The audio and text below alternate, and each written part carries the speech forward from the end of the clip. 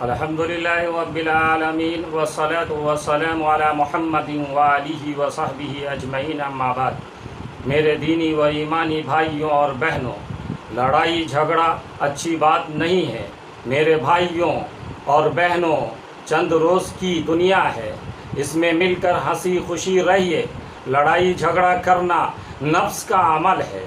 وہ یہ کہ انسان کے دل میں وسوسہ اندازی صرف باہر سے شیاطین جن و انس ہی نہیں کرتے، بلکہ اندر سے خود انسان کا اپنا نفس بھی کرتا ہے۔ اس کے اپنے غلط نظریات اس کی عقل کو گمراہ کرتے ہیں۔ اس کی اپنی ناجائز اغراض و خواہشات اس کی قوت تمیز اور قوت ارادی اور قوت فیصلہ کو بدراہ کرتی ہیں۔ یہی بات ہے جو قرآن میں ایک جگہ فرمائی گئی ہے کہ اور ہم اس کے اپنے نفس سے ابھرنے والے وسوسوں کو جانتے ہیں۔ اسی بنا پر رسول اللہ صلی اللہ علیہ وسلم نے اپنے مشہور خطبہ مسنونہ میں فرمایا ہے، نعوذ باللہ من شرور انفسنا، ہم اللہ کی پناہ مانگتے ہیں اپنے نفس کی شرارتوں سے۔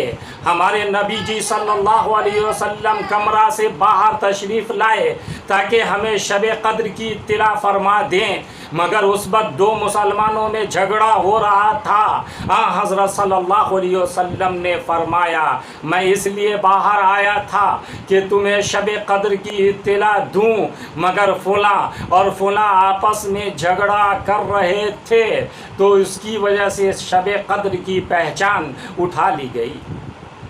میرے بھائیوں، حدیث سے معلوم ہوا کہ آپس کی لڑائی اور ایک دوسرے سے دشمنی و نفرت کرنا اس قدر سخت بری چیز ہے، اس قدر سخت بری چیز ہے کہ اس کی وجہ سے آدمی بھلائیوں اور برکتوں سے محروم ہو جاتا ہے۔ چین کے ایک بادشاہ کا ذکر ہے، کسی انگریز پر اس کو غصہ آ گیا، اس نے انگریز کے قتل کا حکم دے دیا۔ انگریز نے جب دیکھا کہ وہ مرنے والا ہے، اس نے انگریزی میں بادشاہ کو گالیاں دینی شروع کر دی، بہت برا بھلا کہا، بیچارہ مرتا کیا نہ کرتا۔ بادشاہ انگریزی نہیں جانتا تھا، اس کے وزیر انگریزی پڑھے ہوئے تھے۔ بادشاہ نے ایک وزیر سے دریافت کیا، یہ کیا کہہ رہا ہے؟